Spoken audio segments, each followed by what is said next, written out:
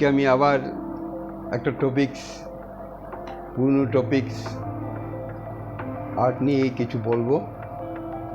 তো একটু মন দিয়ে শুনবেন, কেননা আমার সমস্ত কথাই যারা ছবি আঁকেন এবং যারা ছবি এঁকে এগোতে চান তাদের জন্য, নতুন হোক পুরানো হোক, মানে শিক্ষার্থী হন আর পেশাদারী শিল্পী হন, আপনার জন্য আমার কিছু কথা হয়তো আপনাকে সাহায্য করতে পারে। ঠিক আছে, নমস্কার। আজকে যেসব ব্যাপারগুলোকে নিয়ে আপনাদের সামনে তুলে ধরবো সেগুলো হচ্ছে কি, ছবি আঁকেন আপনি, তো কারা ছবি আঁকেন, কেন আঁকেন, তারা কারা ছবি আঁকে, তো কি করে ছবি আঁকে, কী সব সরঞ্জাম লাগে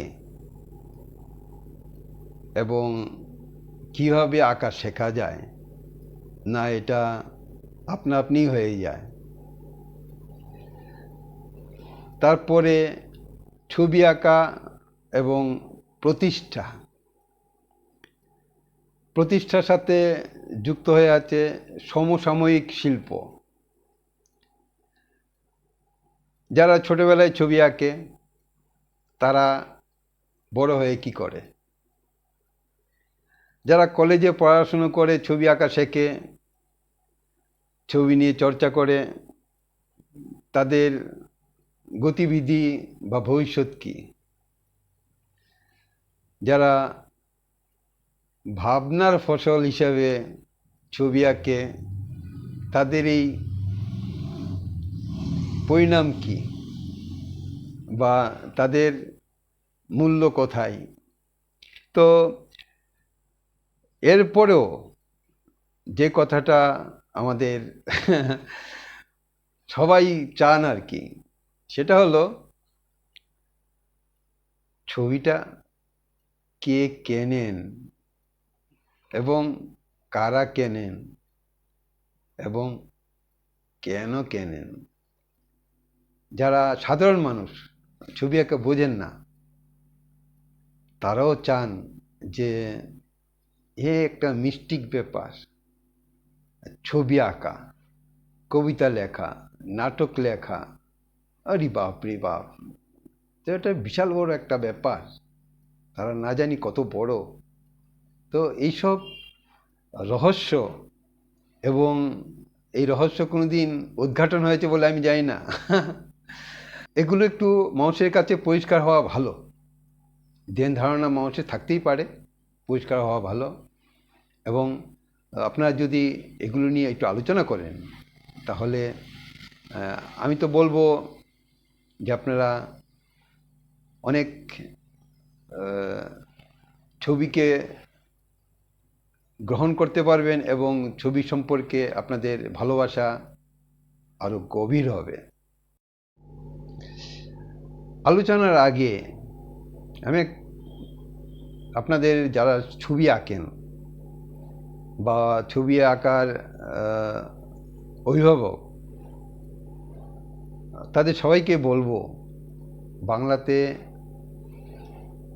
ছবি আঁকার বই খুব একটা নেই এবং কার্যকরী বই তো একদমই নেই। কিছু বই আছে যদিও, যেগুলো থেকে আপনি কিছুই শিখতে পারবেন না, কোনো শিক্ষার্থী শিখতে পারবে এরকম কোনো বই যদি থাকে আপনি আমাকে জানাবেন তো, যে ওইখান থেকে আপনি কিছু পড়ে শিখেছেন। বাংলা ভাষায় নেই কিছু বই, বা হিন্দি ভাষায় বা ভারতীয় কোনো ভাষায় বই, মানে তার পজিশন আছে, ব্যতিক্রম সব জায়গায় আছে। হয়তো অলিগলির মধ্যে কেউ একটা বই করেছে, সে হয়তো কেউ চেনে না, কিন্তু প্রফেশনাল মার্কেটে অন্তত 10% এই ফাইন আর্টস বা অ্যাপ্লাইড আর্ট বা ছবি, কবিতা, নাটক এই সম্পর্কে কার্যকরী বই আছে কি না দেখবেন তো। দু একজন মানুষ যারা নিজেদের দায় থেকে অনেকে লিখেছেন, লিখে তার অভিজ্ঞতা প্রকাশ করেছেন, সেগুলো হয়তো তিনি আরও ভালো করতে চেয়েছিলেন, কিন্তু সেগুলো তেমন পর্যায়ে পড়েছে কি না এটাও আপনারা একটু দেখে নেবেন, ঠিক আছে? কেননা একটা বই আপনাকে অনেক কিছু দিতে পারে। আপনি মাসে মাসে একটা টিচারকে 1000 টাকা দেবেন, কি 3000 টাকা দেবেন, কি 300 টাকা দেবেন, তিনি সারা বছর ধরে যা না শেখাবেন তার চাইতে একটা বইয়ের মধ্যে অনেক কিছু আপনি পেয়ে যাবেন। সুতরাং বই অমূল্য, বইয়ের কোনো রকম বিকল্প হয় না। হ্যাঁ, স্যারেরও বিকল্প হয় না। স্যার যাই শেখায়, এই এতটুকু যদিও কিছু শেখায়, সেটাও শেখাচ্ছে আপনার সামনে আপনাকে সজাগ করার জন্য, এবং আপনি সজাগ হন, আপনি শিক্ষাটা নেন, তো তারও একটা মূল্য হয় না। আপনি ছবি আঁকা শিখছেন কারোর কাছে, ঠিক আছে, ছবি আঁকা শিখছেন, সে শিক্ষকের যেমন দরকার তেমন বইয়েরও তেমন দরকার। আমার একটা বই, চারুকলা নির্মাণ, এটা হচ্ছে ছবির পড়াশুনো। এই বইটা দেখেছেন, একদমই পাতলা বই। এটা 2017 সালে বোধহয় আমি ডিজিটালি ছেপেছিলাম, তখন অনেকটাই কম ছিল। আর এই বইটা প্রথম পার্ট আর কি, যে বইটা পড়ে মানুষ ছবি সম্পর্কে, ফাইন আর্টস সম্পর্কে বা ছবি ভাস্কর্য সম্পর্কে তার প্রথম ধারণাটা তৈরি হবে। এই ধারণাটা কিন্তু এই যে ছোটোবেলার যে আমরা রোববারে ছবি আঁকা শেখাই বাচ্চাদের, আমরা বলতে মানে আমি না, আমাদের এই বাংলাতে বলুন, বিভিন্ন রাজ্যে বলুন, সেখানে প্রত্যেকেই রোববারে একটা আঁকা শেখার একটা প্যাটার্ন, একটা ফ্যাশন বা একটা কার্যকরী স্কুলের প্রয়োজনে হয়, তারা আঁকা শেখে যায়। কিন্তু কিছু কিছু ছেলে আছে যারা এটাকে ভালোভাবে শিখতে চায় এবং ছবিটা কি জানতে চায়, এবং অভিভাবকরাও আমি বলবো যে আপনারাও জানুন, আপনি না জানলে আপনার বাচ্চাকে কী করে শেখাবেন। তো এই বইটা, এই চারুকলা বইটা, আপনারা তো ইতিহাসে পড়েছেন, ছবির ইতিহাস, এই গুহা যুগ থেকে মানুষ কীভাবে ছবি আঁকতো, তো সেখান থেকে এই বইটা খুবই কার্যকরী বই আর কি। এটার মধ্যে প্রচুর ছবি রয়েছে। হ্যাঁ, এটা কালার্ড বই এবং ডিজিটালি ছাপা। 100 পাতাগুলো বেশ ভারী ভারী এবং গ্লসি পাতা, 120 জিএসএম টিএসএম ওই রকম কিছু একটা হবে, তবে আমার এক্ষুনি খেয়াল নেই, কিন্তু কালার্ড বই, ডিজিটালি ছাপা। মানে এটা এমনি পেপারে অর্ডিনারি বাজারের বইয়ের মতো না, এটা প্রত্যেকটা পাতা আলাদা ফটোগ্রাফের মতো। তো এটা করে আমি করেছিলাম এই কারণে যে একটা বাচ্চার হাতে যদি 10 বছরের কি 12 বছরের বাচ্চার কাছে যদি এটা দিই, তাহলে সে ছবি সম্পর্কে একটা সম্যক জ্ঞান পাবে এবং সে তার জায়গাটা বুঝতে পারবে। এখানে কিন্তু খুব একটা থিওরিটিক্যাল পার্ট বেশি নেই, দেখছেন তো, মানে প্রচুর ছবিগুলোর পরিচিতি দিয়ে দিয়েই জায়গাটা তৈরি করা। মানে ওরা ছবি দেখুক, দেখতে অভ্যস্ত হোক, হয়ে তারপর তারা কিছু কৌতূহল তৈরি হোক, সেই কৌতূহল থেকে সে আরও এগিয়ে যাক। এই হচ্ছে চারুকলা নির্মাণ, মানে ফাইন আর্টসের একটা প্রথম ধাপের বই। বইটা এক্ষুনি আমি 200 টাকার নিচে দিতে পারবো না, আর কুরিয়ারের যা লাগে আর কি 70 টাকার মতো বোধহয় কুরিয়ারের লাগে একটা বই পশ্চিমবঙ্গের মধ্যে বিভিন্ন জায়গায় ছড়াতে গেলে। তো এই বইটা আপনারা সংগ্রহ করতে পারেন। এই বইটার মধ্যে অনেক কিছু আপনি পাবেন, এই ছবি আঁকা এবং ভাস্কর্যের একদম বিগিনিং, একদম প্রারম্ভিক বই এটা। আপনি 8-10 বছরের বাচ্চা থেকে, 8-10 বছরের বাচ্চা যদি পড়তেও না পারে, ছবি দেখেও তার অনেক উন্নতি হবে, এবং এটা একদম উচ্চমাত্রার মানুষ, যে কোনো মানুষের কাছে এটা একটা ভালো বই। ঠিক আছে, এই বইটার মধ্যে অনেক আইডিয়া তৈরি হবে, এর মধ্যে অনেক ফর্ম আছে, ভাস্কর্যের ফর্ম আছে, এবং আফ্রিকান মার্কস থেকে যা নিয়ে পিকাসো বা বড় বড় ইউরোপিয়ান শিল্পীরা কাজ করেছেন তাদের যে সোর্স, সেই সোর্সগুলো এখানে আছে। আপনারাও এখান থেকে এই ছবিগুলোর মধ্যে দেখে আপনারাও আপনাদের মতো করে কাজ করতে পারেন। তো বই আমার এটা, বইটা হার্ড বাউন্ড বই দেখতেই পাচ্ছেন, এবং A4 সাইজের, মানে বেশ বড় বই। এ বইটাও আমি ডিজিটালি ছেপেছি, এবং পুরো বইটা একদম দেখতে পাচ্ছেন তো কালার্ড বই। এবং এই বইটা ফেসবুকে বা ইউটিউব ভিডিওতে এটার আরও ডিটেলস অনেকগুলো পার্টের মধ্যে আমি দেখিয়ে দিয়েছি, অনেকগুলো ভিডিও এর উপর রয়েছে। তো এই বইটা আপনারা সংগ্রহ করতে পারেন। এই বইটা হচ্ছে কি ছোটদের জন্য না, এটা হচ্ছে যারা আর্ট কলেজে পড়াশুনো করছেন তাদের জন্য, এবং যারা স্বশিক্ষিত বলে ছবি আঁকেন, যে তারা শিল্পী হতে চান, তো তাদের জন্য। তো তারা এই বইটাতে কি পাবে না পাবে সেটা পরের ব্যাপার, পরে আমি আলোচনায় আসছি, বা আমার আগের ভিডিওগুলোতে দেখলে আপনারা পরিষ্কার বুঝতে পারবেন বইটা কেন এবং কী আছে বইটার মধ্যে, সমস্ত কিছু বইটার মধ্যে আগেই অনেক ভিডিওতে আমি বলেছি। তো এই বইটা একটা খুবই দামি বই, এবং এই বইটার দাম হয়েছে 1500 টাকা।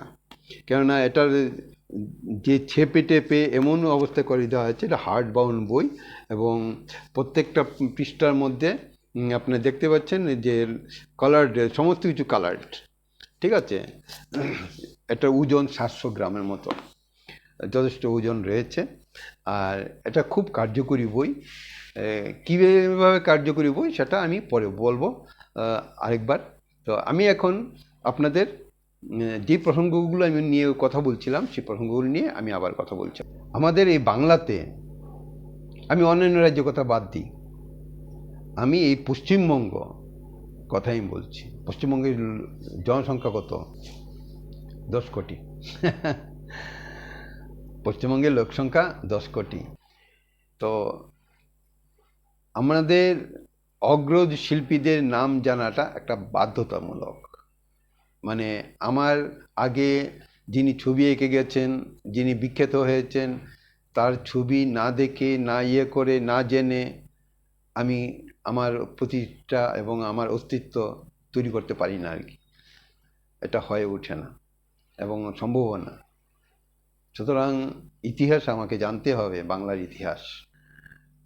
আর পশ্চিমবঙ্গের মধ্যে বেশিরভাগই হয়েছে কি শিল্পীরা ফিগারেটিভ ছবি আঁকে।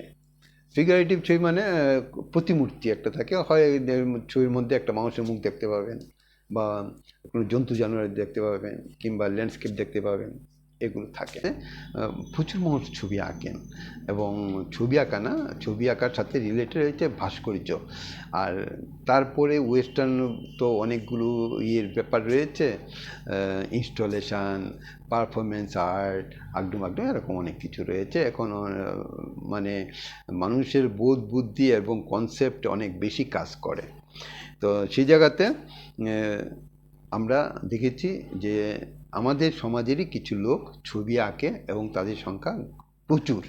তো তারা এই যে এত ছবি এই আঁকেন, একটা বড় বিষয়, মানে মানুষকে ঝটকা দিতে পারে যে এত আর্টিস্ট, এত কবি। ঠিক আছে, আচ্ছা, তারা কেন ছবিটা আঁকে, তারা কারা? আচ্ছা, এই জায়গাতে একটা বড় ব্যাপার, ছবি কেন আঁকে এবং তারা কারা। আমি 18 বছরের নিচে বা 20 বছরের নিচে তাদের কথা বাদ দিয়ে দিলাম, কেন তারা এখনো অপ্রাপ্তবয়স্ক, মানে তারা ট্রেনি। ছবি আঁকে তারাই যারা ছবি আঁকতে পারে। ঠিক আছে, তো তারা কারা, তারা কারা এই জায়গাতে আমি পরিষ্কার করে বলছি কেন ছবি আঁকে এবং তারা কারা।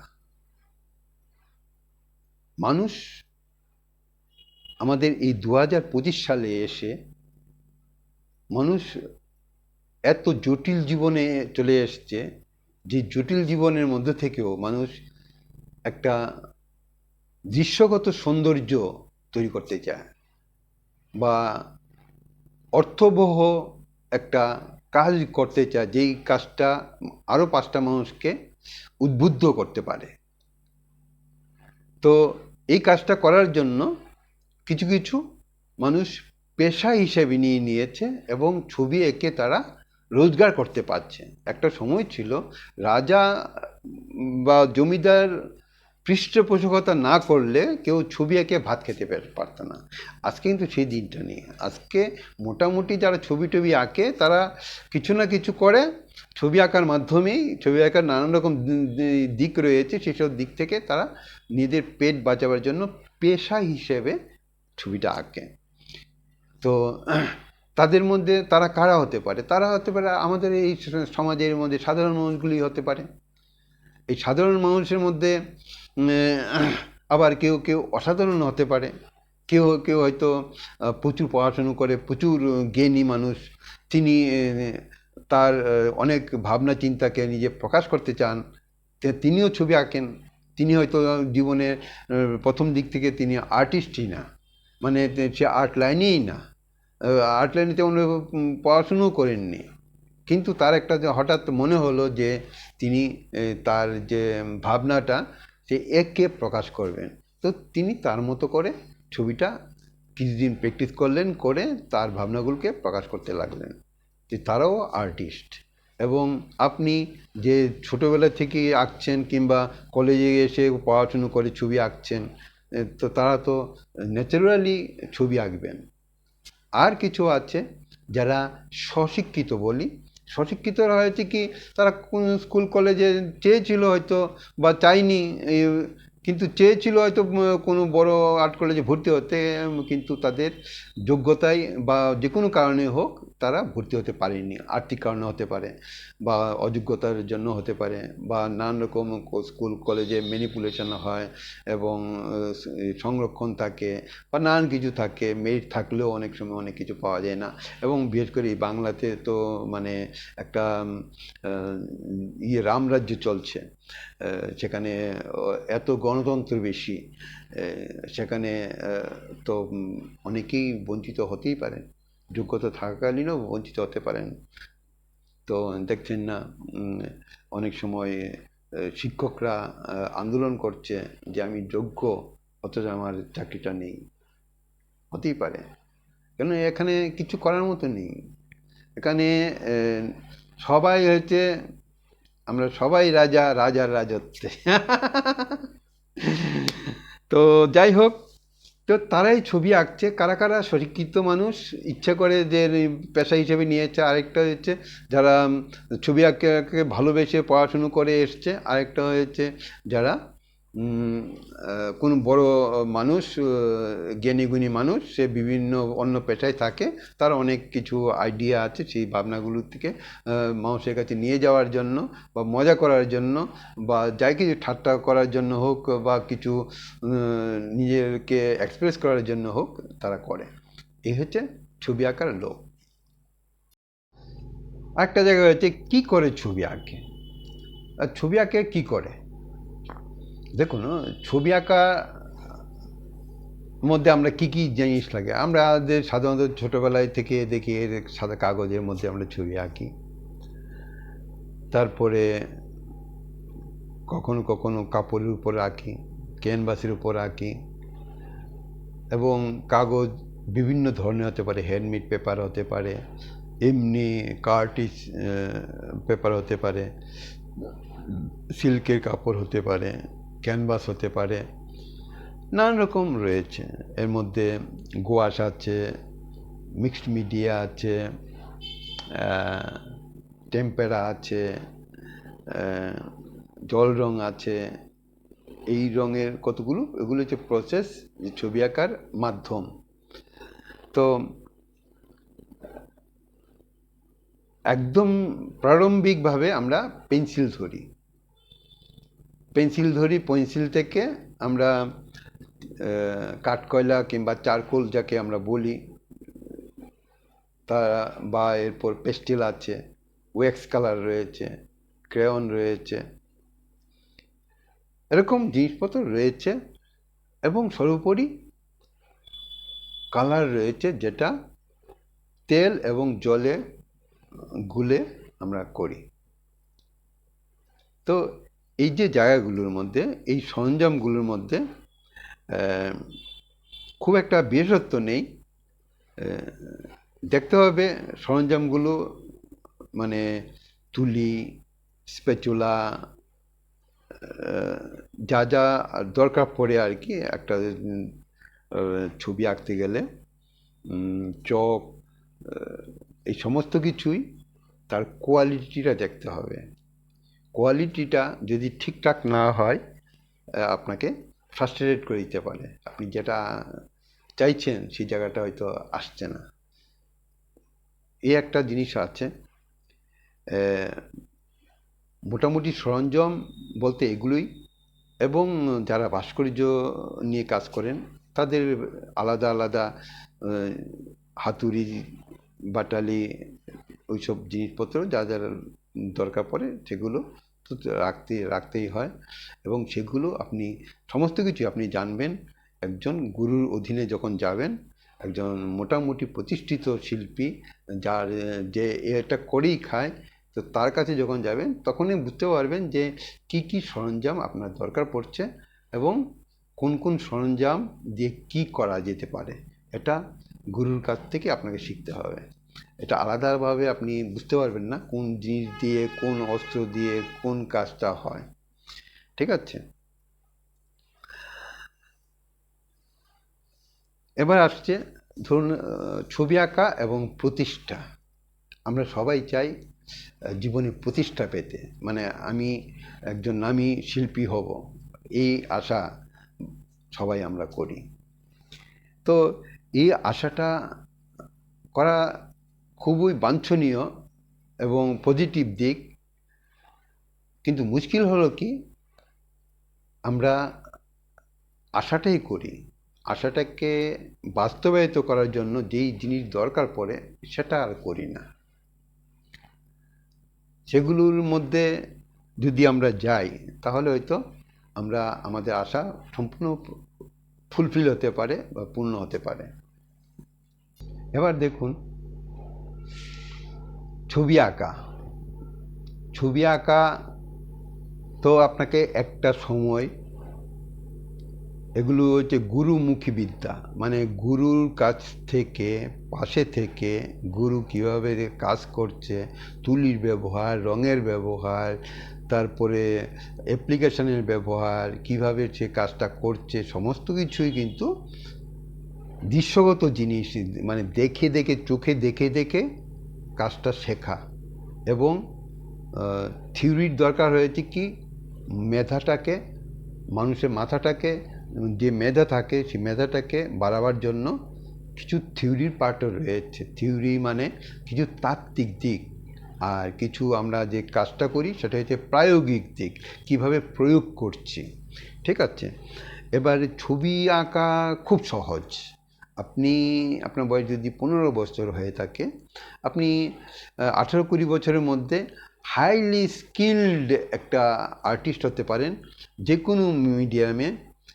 টেম্পারা বলুন, জল রং বলুন, গোয়াশ বলুন, অ্যাক্রিলিক বলুন, অয়েল কালার বলুন, যা কিছু হোক, মিক্সড মিডিয়া। তো কি আপনি স্কিলটা পাবেন, যে একটা বস্তু দেখে বস্তুটাকে একদম হুবহু কপি করা, মানে একটা লোক দেখে একটা লোকের মুখটা হুবহু কপি করা ফটোগ্রাফের মতো।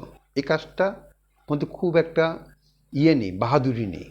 এটা যে কেউ 3 থেকে 5 বছর যদি প্র্যাকটিস করে, মোটামুটি সে যদি করে তাহলে এটা খুব একটা না, অসুবিধার ব্যাপার নেই। কিছু ভলিউম রয়েছে, কিছু আর লাইট শেড রয়েছে, এগুলো মোটামুটি স্কিলে আসলে যে কোনো লোক কাজ করতে। সুতরাং পোর্ট্রেট করার মধ্যে খুব একটা বড় কিছু আমি খুঁজে পাই না আর কি।